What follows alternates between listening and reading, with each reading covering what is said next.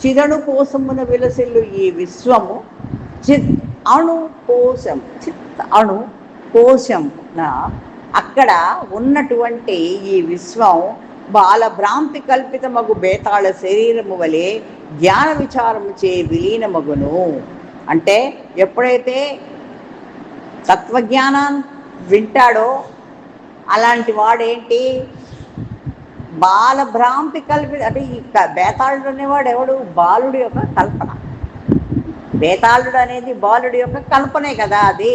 అలాంటి కల్పన ఉన్నవాడు ఏమవుతాడంటే ఎప్పుడైతే ఇలాంటి జ్ఞానాన్ని వింటాడో అతను కూడా విచారం వలన లీనమవుతాడు, విచారంలో లీనమవుతాడు, తుదకు పరమపదమే శేషించుండు. అలాంటి వాడు కూడా తపస్సులోకి వెళ్ళిపోతాడు అన్నమాట. ఇంకా నీవు విషములన్నిటి నుండి, దృశ్య సమూహముల నుండి మనస్సును ప్రత్యహరించి నిశ్చలాత్మకు శాంతి బుద్ధిని ఆశ్రయింపము. అందుకని నువ్వేం చేయాలి, ఫస్ట్ విషయాల నుంచి నీ మనస్సుని మరల్చాలి. నెక్స్ట్ దృశ్య సమూహం నుంచి మనస్సుని బయటికి లాగాలి. ఇప్పుడు ధ్యానం అంటే ఒకటి ఆలోచనలు అంటున్నారు, ఆలోచనలే కాదండి, మీకు రకరకాల దృశ్యాలు కూడా వస్తూ ఉంటాయి కదండి, అదంతా కూడా మాయే. వాటన్నిటిలోంచి కూడా బయటికి రావాలి. ఈ మాయలన్నీ తప్పించుకుంటే ఇంకా మహామాయ అని ఇంకోటి ఉంటుంది. దానికి లోనవ్వనివాడు ఎవడూ లేడు, దానికి వసుడు అయినవాడు ఎవడూ లేడు, వసుడు అవ్వనివాడు ఎవడూ లేడు. సాక్షాత్ శ్రీ మహావిష్ణువే వసుడైపోయాడు మహామాయ అంటారు. అందుకని మరియు స్వాభావికముగా నర్దించు కర్మలను నిర్లిప్తుడవై ఆచరించుచుండుము. సో నీ మనస్సుని ఈ దృశ్య సమూహం నుంచి, ఆలోచన సమూహం నుంచి బయటికి లాగి నీకు స్వాభావికంగా నీకు ఏ కర్మలైతే ఆపాదించబడ్డాయో వాటిని జాగ్రత్తగా చేసుకుంటూ ఉండు. మననశీల మనస్సు చే మనస్సును ఆకాశం వలె నిర్మలమునకు. ఎప్పుడు అదే చెప్తాడు, బుద్ధితో బుద్ధిని కొట్టమంటాడు, మనసుతో మనసును కొట్టమంటాడు. నీ మనస్సుని నిర్మలం చేసుకోవాలి అంటే ఏం చేయాలి, మనస్సుతోనే కంట్రోల్ చేయాలి. ఏకవస్తువు ఆత్మయందు వృత్తులన్నిటినీ లయమునర్చి చిత్నివృత్తిని సాధింపము.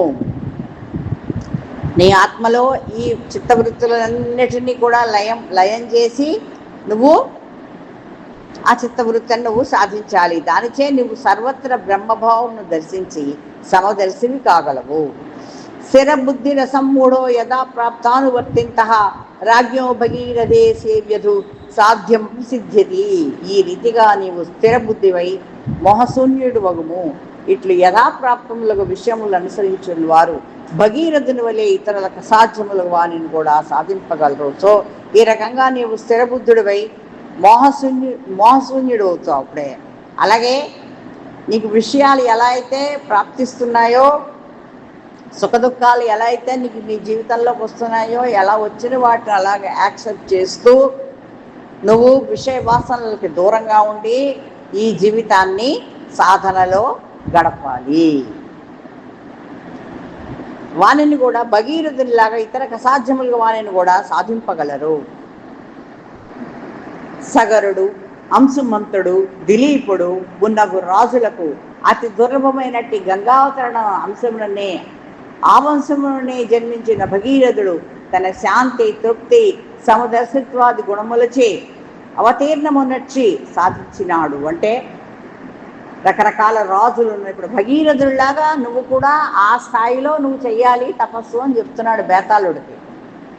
అంటే ఆ భగీరథుడు ఏం చేసిన తపస్సు ఏమిటి అంటే, భగీరథుడు అంటే ఎవరు అంటే సగరుడు, అంశుమంతుడు, దిలీపుడు మొదలైన రాజులు. ఇవన్నీ మనకి రామాయణంలో వస్తాయి, గంగావతరణం దీంట్లో వస్తాయన్నమాట. ఇవన్నీ కూడా అతి దుర్లభమైనట్టి గంగావతరణం అనేటువంటి అంశంలో జన్మించిన, ఆ వంశంలోనే జన్మించినటువంటి భగీరథుడు తన శాంతి, తృప్తి, సమదర్శిత్వాది గుణములచే గంగను కిందకి రప్పించి సాధించినాడు. ఎవరు కూడా చెయ్యలేని పని భగీరథుడు చేశాడు.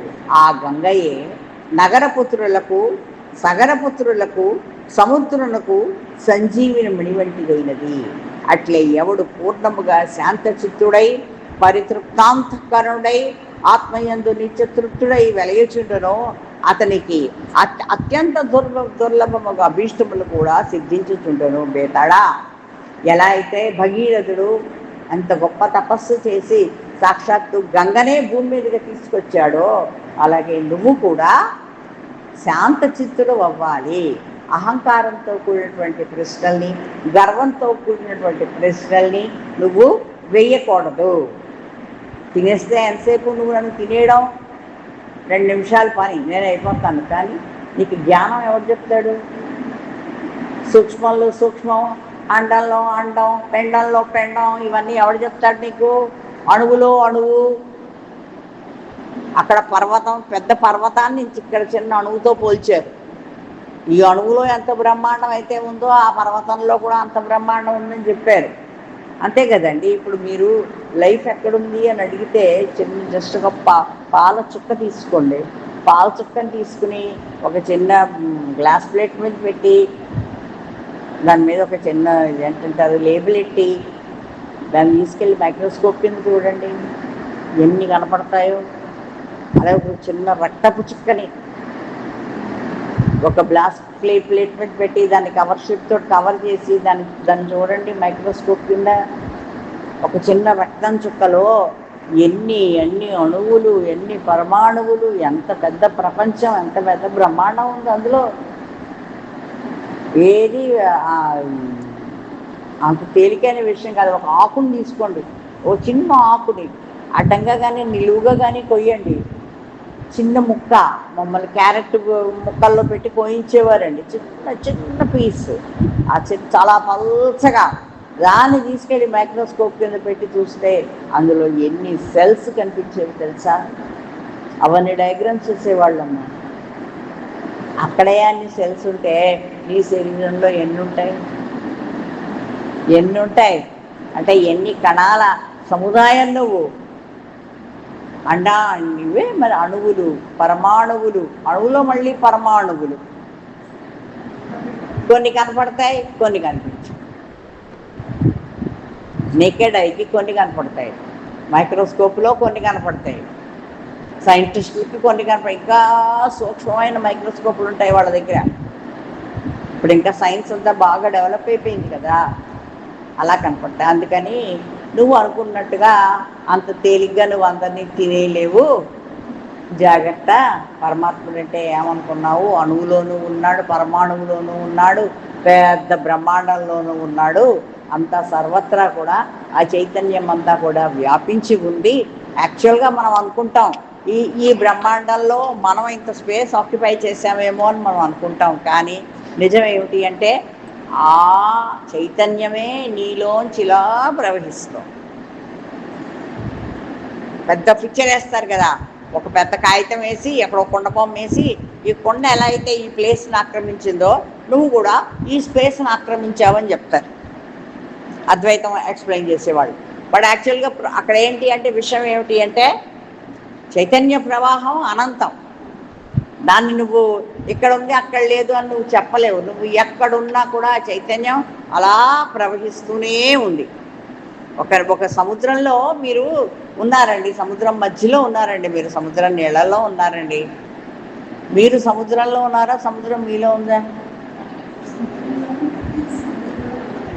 సముద్రం మీలో ప్రవహిస్తుంది కదా, మీ మీద నుంచి ఇలా ఎలా అయితే ప్రవహిస్తుందో అలాగే మనలోంచి ఈ చైతన్యం అంతా ఇలా ప్రవాహంలాగా ఇలాగా ప్రవహిస్తుంది. సో మనం ఏం చేయొచ్చు?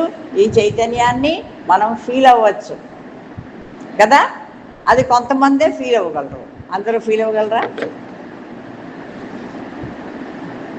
అది ఇప్పుడు అందుకే భగీరథుడితో పోల్చుతున్నాడు అనమాట. భగీరథుడు ఎంత గొప్పవాడు అనుకున్నావు? ఆయన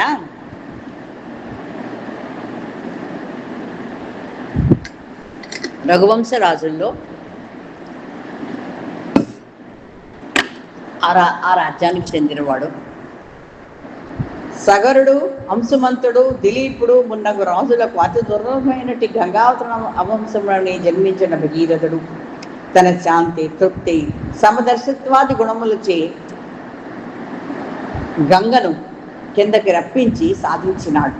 ఆ గంగయే సగరపుత్రులను సముద్రమునకు సంజీవుని వడివంటిదైనది.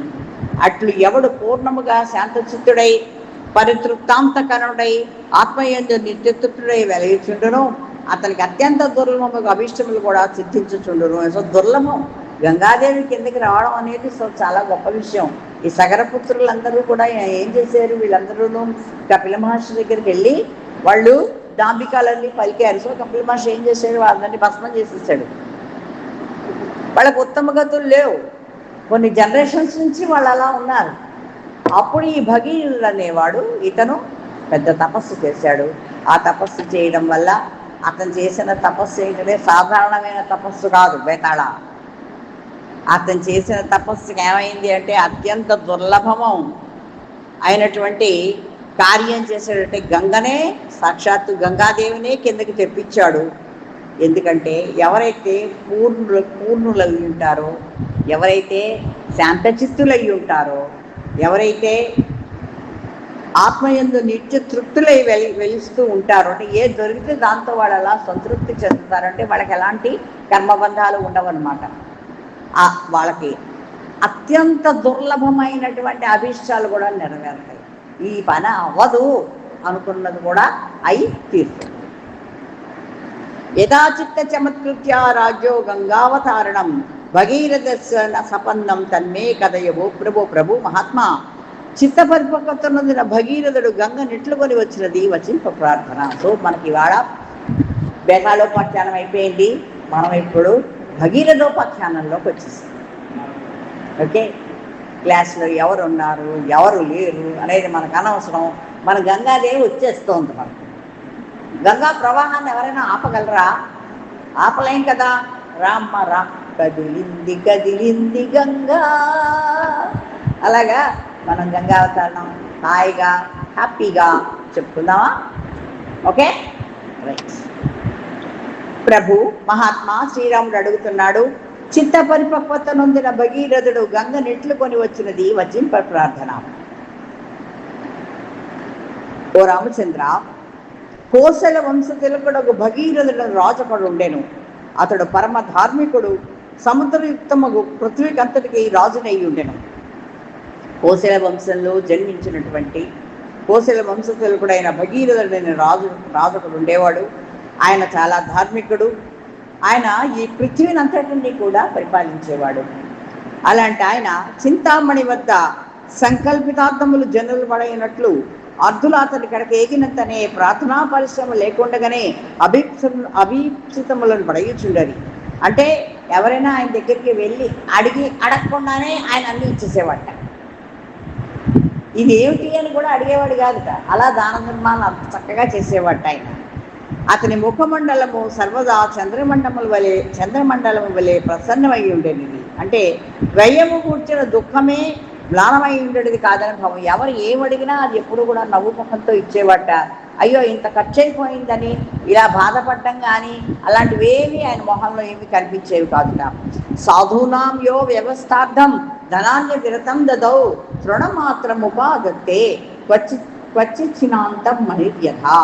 అతడు అపాత్రులకు గాక సజ్జనులకే ఎడతెగక ధనరాశులు నొసంగుచుండెడివాడు.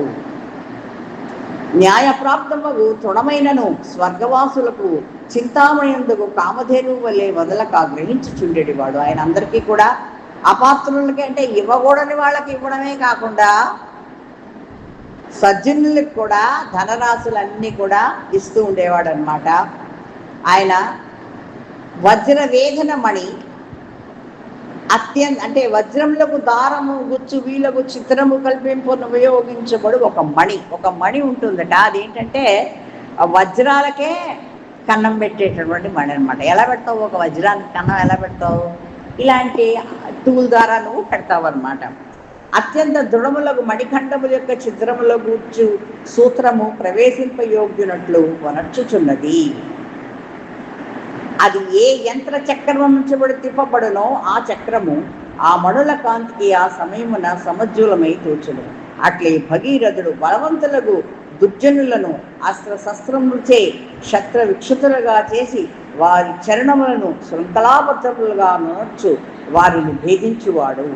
మరియు అతడు వారిని గుణయుతులుగా నొనర్చి సచ్చరిత్రులుగా మార్చడివాడు. అతడు దుష్ట శిక్షణార్థము వెలువడినప్పుడు యంత్ర చక్రము వలె జాజ్వలమానులకు రథచక్రముల యొక్క రేఖలు వారి దేశం అంకితం అనొచ్చుండెను. ఈ రాజు ఏంటంటే ఒక చిత్రమైన రాజు అనమాట. ఎవరైనా శత్రువులు ఉంటే వాళ్ళని ఎవరైనా వధిస్తారు, కానీ ఈయన ఏంటంటే మంచి మాటలు చెప్పి వాళ్ళని సక్రమమైనటువంటి మార్గంలో పెట్టేవాట.